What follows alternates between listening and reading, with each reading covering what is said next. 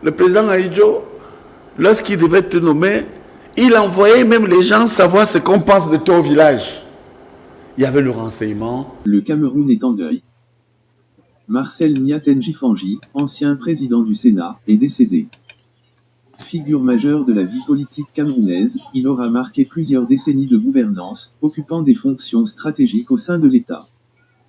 Son parcours, étroitement lié aux institutions de la République, témoigne d'un engagement durable dans la gestion des affaires publiques.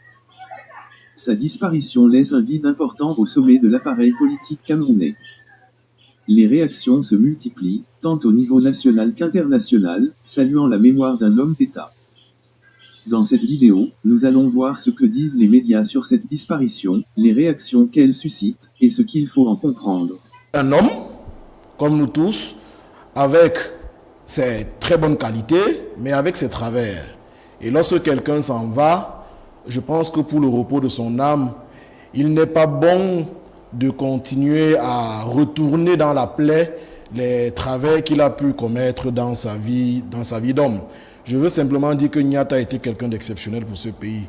Et il m'est revenu hier sur la toile, lorsque je parcourais les réseaux sociaux, de voir une avalanche d'aigreur à l'égard du disparu, de l'illustre disparu. Je voyais même d'ailleurs certaines personnes de presque célébrations, c'est ça? Oui, des presque célébrations. Et je voyais certains au faciès, quand vous les regardiez, vous voyez qu'ils pointent sous le fardeau de leur triste existence et qui sont quand même capables de parler sans sourciller du sénateur Niat Fendi, qui, il faut le rappeler, est comme celui qui a apporté la lumière au Cameroun. Oui, si nous avons aujourd'hui l'électricité, je pense que c'est grâce au chef de l'État, mais c'est par l'entremise de Niat qui, de sa grande qualité d'ingénieur, a pu piloter le projet Sonel et plus tard est devenu ministre de la planification en même temps qu'il était directeur général de la Sonel. Et ensuite, il a été vice-premier ministre chargé des mines en même temps qu'il était toujours directeur général de la Sonel. Une si grande confiance ne pouvait pas avoir été donnée à un médiocre. C'était quelqu'un de brillant. Et un brillant esprit mérite d'être célébré. Sa mise à l'écart de ses fonctions de président de la République, nous ne sommes pas dans les secrets pour savoir si cela était vrai ou pas. Mais ce que moi je dirais un peu, c'est dans les débuts de la mise en place du Sénat, jeune journaliste à l'époque de terrain, je couvrais ce volet et ce que je peux retenir de l'homme, c'est un monsieur qui s'est battu dès le début avec toutes ses forces pour imposer le Sénat dans l'architecture institutionnelle du Cameroun. Je vous prends une anecdote. Généralement, après la présentation des vœux au président de la République en début d'année, l'ancien président de l'Assemblée nationale se dépêchait de recevoir ses vœux soit le même jour, soit le lendemain. Et à chaque fois que M. Niat Fendi avait l'occasion de recevoir les siennes au Palais des Congrès, à l'époque où ils étaient, il prenait toujours le soin de rappeler et de le marteler que le Sénat représente la chambre haute du Parlement. Et il insistait sur haute de telle sorte qu'on voyait véritablement son engagement à vouloir instituer cette chambre. Il nous disait toujours que, mais mon fils, le président Ahidjo, lorsqu'il devait te nommer, il envoyait même les gens savoir ce qu'on pense de toi au village. Il y avait le renseignement au village, il y avait le renseignement au quartier, et puis il y avait des enquêtes. Et il nous disait toujours que ça, c'est l'héritage que je garde du vice-premier ministre Niat Fendi, le président Niat Fendi, qu'on ne nommait pas les gens au hasard. Soit Ahidjo. Il était plus ahidjoïste que biaïste. Pour vous montrer jusqu'à quel point le président Paul Biya était lui-même un homme ouvert. Puisque je vais vous dire ce qu'il nous a dit lorsqu'il est sorti de prison. On l'a pris, on l'a capturé. Et il m'a dit, mon fils, il a soulevé son ventre. Il me l'avait montré. Son épouse, ses enfants, et ceux qui le connaissent très bien dans l'intimité, comme moi peuvent témoigner. Il avait une blessure qui partait du début du cœur jusqu'au nombril. Parce qu'il s'était ouvert le ventre en prison.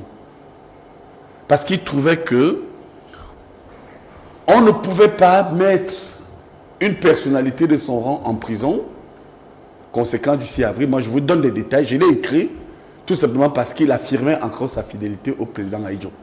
Mieux encore, il est venu me dire, mais lorsque j'ai écrit au président Paul Biya, à l'effet de lui dire que je n'étais pas mêlé Mais je garde ma fidélité à l'homme Amadou Ahidjo, qui a fait de nous et qui a construit ce pays. Je cite Nyat Ndifendi. Le président Paul Biya a personnellement demandé qu'on me sorte de prison et que c'est ce type de commis d'État dont on a besoin. C'est comme ça qu'il retrouve la liberté. Avoir une pensée pieuse pour le repos de l'âme d'un homme qui a été témoin et acteur de l'histoire du Cameroun, le tout premier président du Sénat. Certains l'ont connu comme président du Sénat, mais nous savons qu'il a été de tous les combats, de toutes les actions pour la construction d'un Cameroun uni, fort et consolidé, qui, au demeurant, la mort, finalement, il paraît qu'il n'y a pas d'âge, il paraît qu'il n'y a pas de remède contre la mort.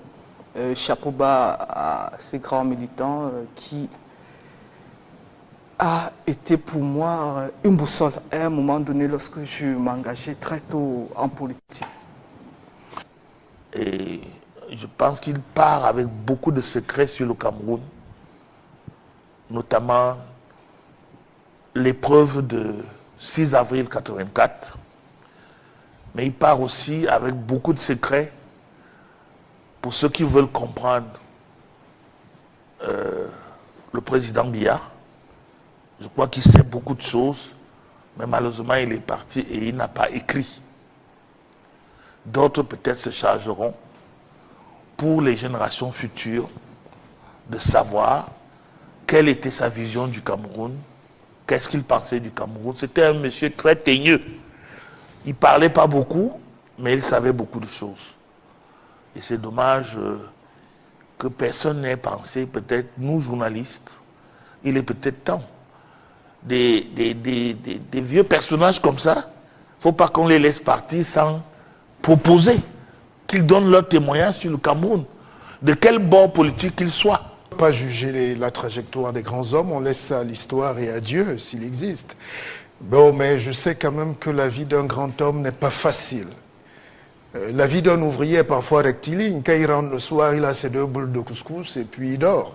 Mais un homme est souvent brisé dans son élan de construction, quand il a des aspirations.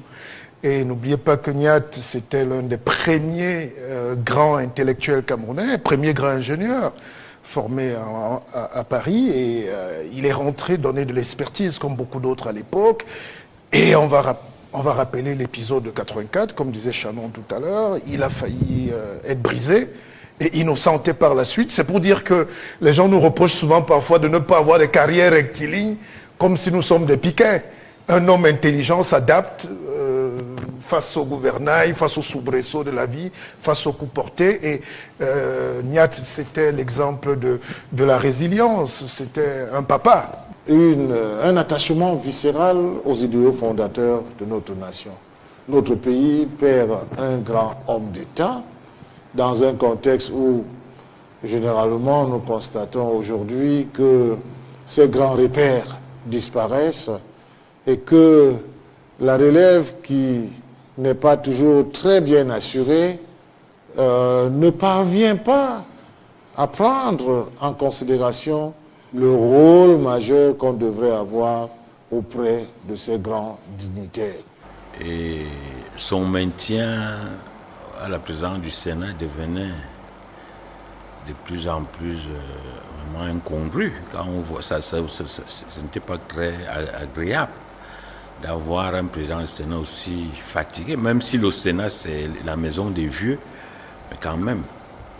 Donc moi je pense qu'il a fait son travail, ce qu'il fallait faire, il est parti.